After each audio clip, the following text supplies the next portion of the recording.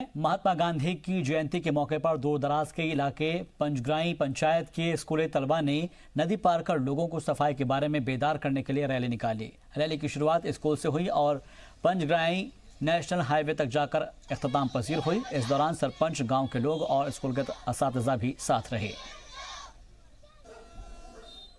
जन्मदिन पर रैली स्वच्छ भारत के ऊपर रैली निकाल रहे हैं कि हम प्लास्टिक बंद कर सकें और लोगों को बता सकें कि प्लास्टिक हमारे लिए हानिकारक होता है। देखिए, अभी हाल ही में माननीय प्रधानमंत्री महोदय ने अंतर्राष्ट्रीय मंच से गांधी जी की 150वीं जयंती पर नो सिंगल यूज प्लास्टिक की मुहिम छेड़ने की बात कही थी।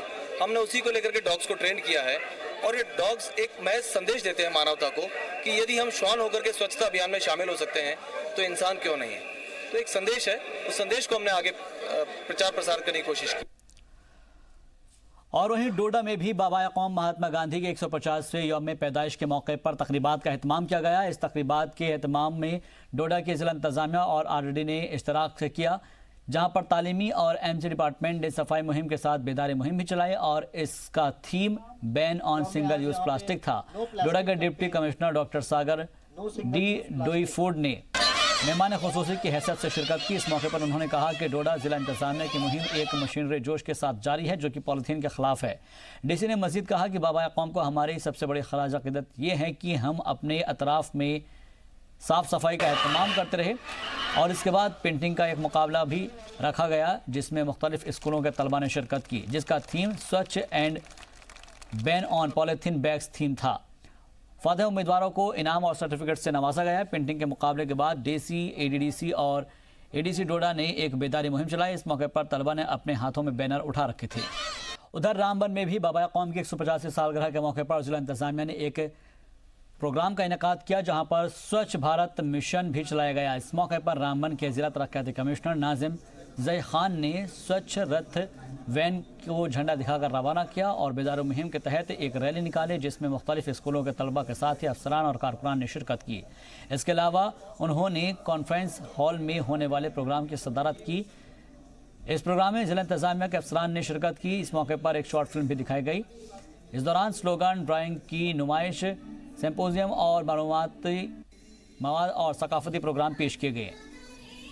स्वच्छता ही सेवा है का कार्यक्रम आगे बढ़ाया, इसमें बहुत सारे स्कूल के बच्चों ने पार्टिसिपेट किया है रामबन के डिस्ट्रिक्ट। और ये तमाम ग्राम सभाएं भी आज हो रही हैं, जितनी भी पंचायतें हैं हमारे डिस्ट्रिक्ट में, उसमें भी ये कार्यक्रम जिसको श्रमदान के नाम से हम बोल रहे हैं किया जा रहा है।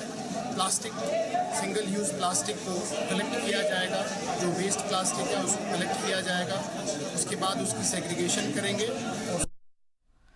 उधर गांधी जयंती के मौके पर जम्मू में मुख्तलिफ मकामात पर प्रोग्राम का इनेकाद किया गया। इसी सिलसिले में जम्मू के मुबारक मंडी के दीवान खास में गांधी ग्लोबल फैमिली की जानिब से एक प्रोग्राम का इनेकाद किया गया।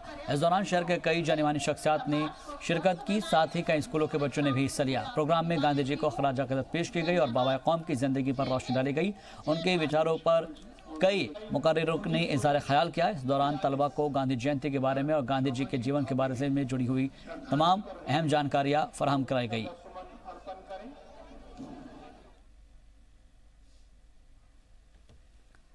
पूरे मुल्क की तरह पुंछ में भी बाबा कौम महात्मा गांधी की 150वीं सालगिरह के मौके पर कई तरह के प्रोग्राम का इनेकाद किया गया। इस दौरान हरी मेमोरियल गार्डन पब्लिक स्कूल में स्कूली बच्चों ने स्वच्छता ही सेवा के तहत एक बेदारी रैली निकाली।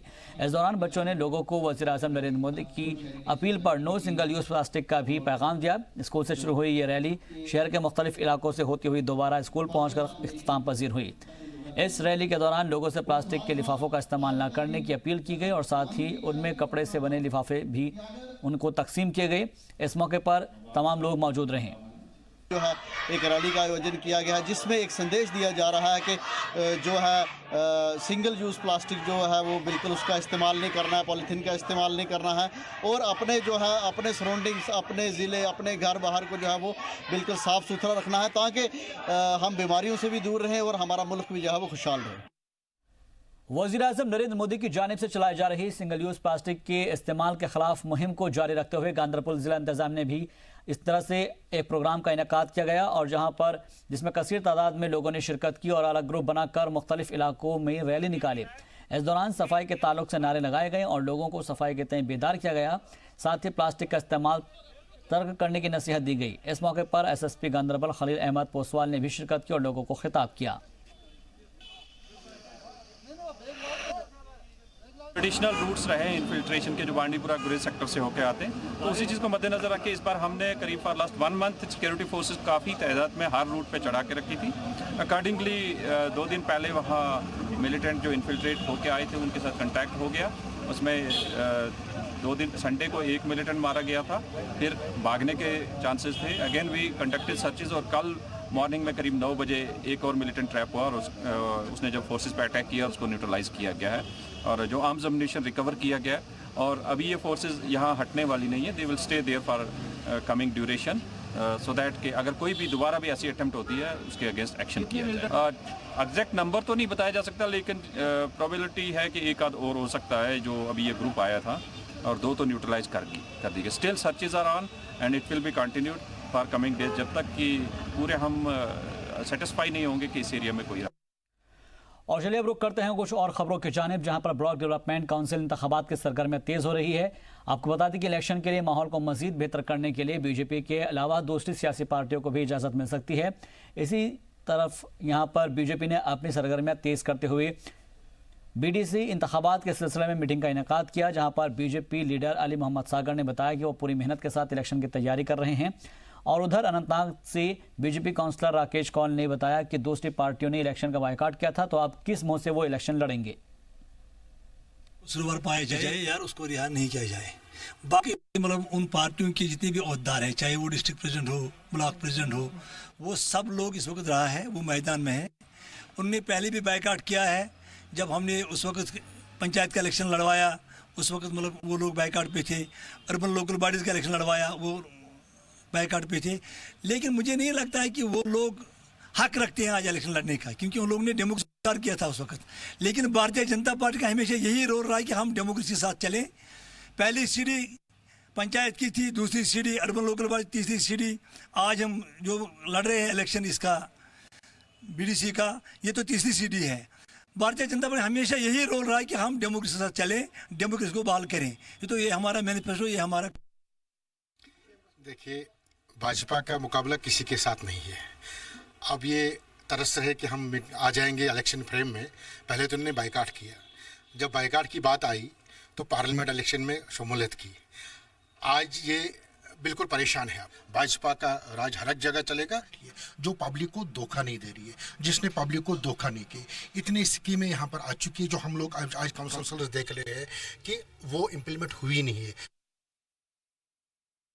देखिए, हमने जो ये बीडीसी इलेक्शंस आ रहे हैं, हमने बड़ा सीरियसली इन इलेक्शंस को लिया है और हम ये चाहते हैं कि लोगों को एक डिफरेंट लेवल की गवर्नेंस मिले।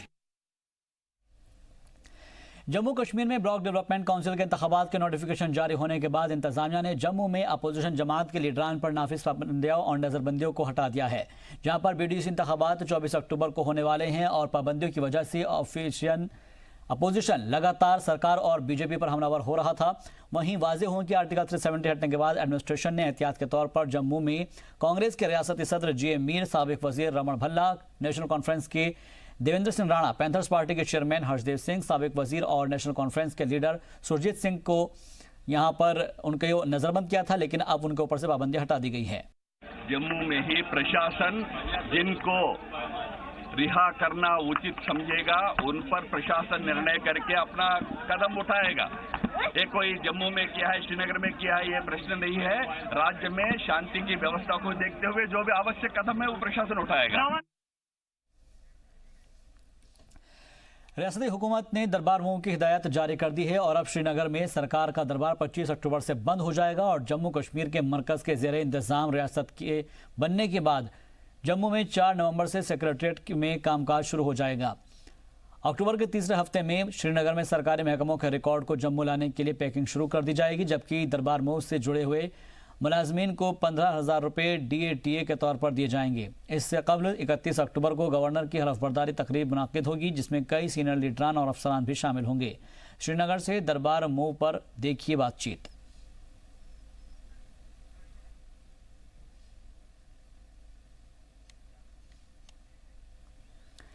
चलिए बढ़ते आगे। गांदरबल के त्रानखाल इलाके में नरनाग के जंगलात में सिक्योरिटी फोर्सेस का सर्च ऑपरेशन अब भी जारी है, जहां पर गांदरबल के एसएसपी खलील अहमद पोसवाल ने जानकारी दी कि दहशत फैलाने के लिए दहशतगर्दाना तंजीमें हर दांव पेच आजमा रही है। कश्मीर में सख्ती होने से बौखलाए दहशतगर्द जम्मू समेत दीगर जगहों पर हमले करने की हर मुमकिन कोशिश कर रहे हैं।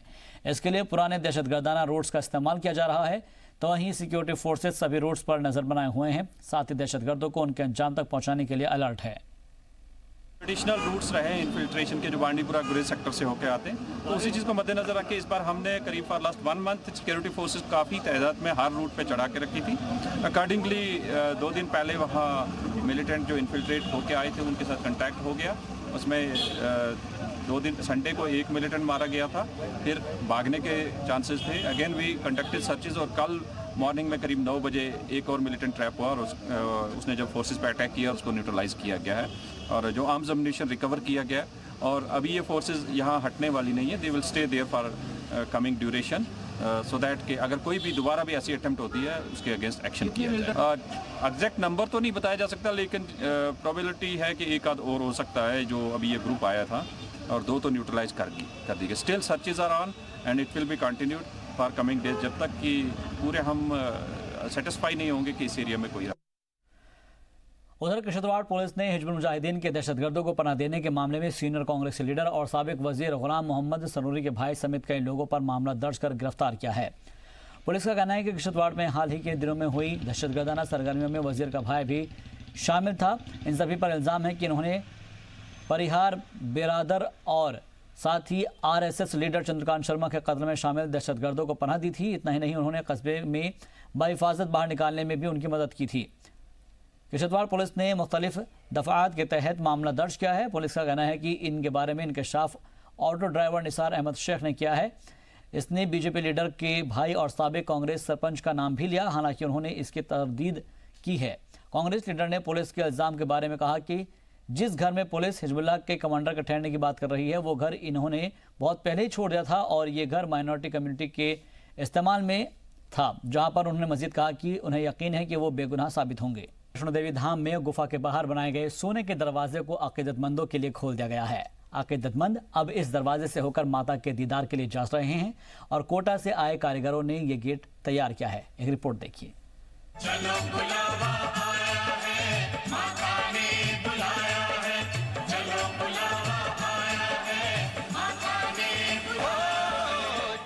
राजस्थान के कोटा के कारीगरों का हुनर और कौमी और मजहबी एकता की नई मिसाल वैष्णो देवी मंदिर के दरवाजे पर चमचमा रही है। दरअसल वैष्णो देवी मंदिर में सोने का दरवाजा लगाया गया है। देवी के दरबार को सोने से सजाने का काम कोटा के मुस्लिम कारीगरों ने किया है। और इतना बड़ा काम करना, जी बताएं। ये सर हमारी जो बात चल रही थी, काम किस वजह काम की बात चल रही थी हमारे पहले, बोला आपको वैष्णो देवी माता के यहाँ पे काम करना है।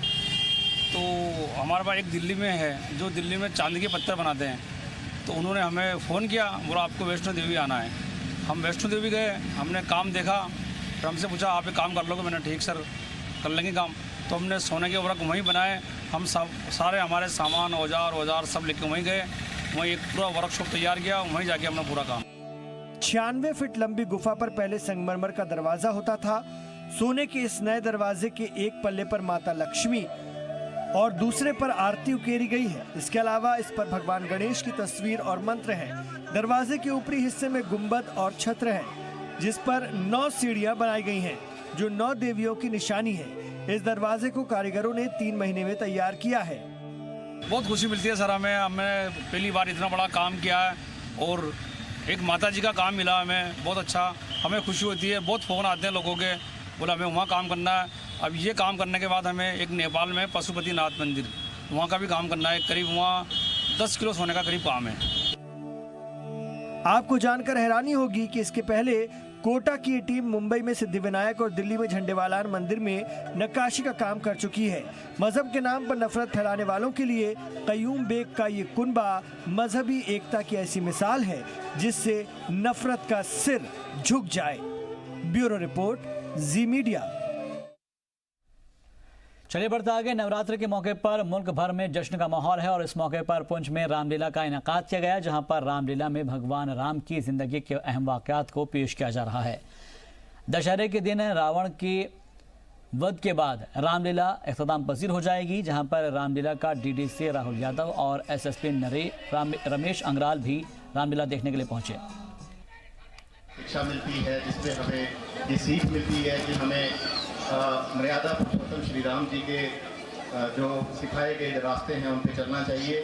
आजकल के सोशल मीडिया के दौर में भी आप लोग इतनी संख्या में यहाँ पर आए हैं, जो हमारी ट्रेडिशन है, जो हमारा जो इतिहास है, उसको गौरवान्वित करने के लिए मैं आप सबको ये यहाँ उपस्थित लोगों को यही सलाह दूंगा कि आप लोग जो यहाँ जितने 10 दिन का जो आयोजन है उसमें से कुछ सीख के जाएं। और उम्मीद करता हूँ कि यहाँ पर जो रामलीला का मंचन होगा उससे जो छोटे बच्चे हैं वो श्री राम जी के जीवन चरित्र से बहुत कुछ सीखेंगे और किस तरीके से उन्होंने मर्यादा पुरुषोत्तम राम का जो उनको उपाधि दी गई, वो क्यों दी गई, क्या उनका जीवन चरित्र था जिससे उन्होंने डिफरेंट अपने जीवन में किस तरह से उन्होंने पिता की आज्ञा का या फिर किस तरह से उन्होंने जो है सत्य का पालन किया और आगे हमारे लिए एक ऐसा जो है जीवन चरित्र पेश किया जिसको हम फॉलो कर अपनी जिंदगी को बेहतर बना सकते हैं। तो एंड में फिर से एक बार सभी बच्चों से मैं ये गुजारिश करता हूँ कि वो जब यहाँ पर जब वो यहाँ पर रामलीला का मंचन देखें तो उससे वो राम जी के जीवन चरित्र से क्या क्या सीख सकते हैं वो सीखने की कोशिश करें। खेलो इंडिया स्कीम के तहत जम्मू कश्मीर के दूर दराज के इलाकों में भी स्टेडियम और खिलाड़ियों के लिए दीगर सहूलियात मुहैया कराई जा रही है और इस सिलसिले में राजौरी जिले के मुधल के कोटरंका में स्टेडियम बनाए जाने का काम आखिरी दौर में है। स्टेडियम बनकर तैयार है और इसे बहुत ही जल्द ही आवाम के हवाले कर दिया जाएगा।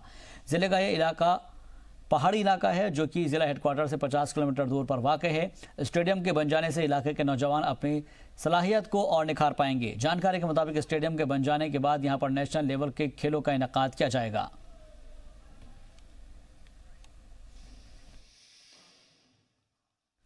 इंडियन आर्मी की जानिब से डोडा के बच्चों के लिए एक हफ्ते का कैपेसिटी बिल्डिंग टूर मुनाकिद किया गया। टूर से लौटने के बाद बच्चों को सर्टिफिकेट भी तकसीम किए गए।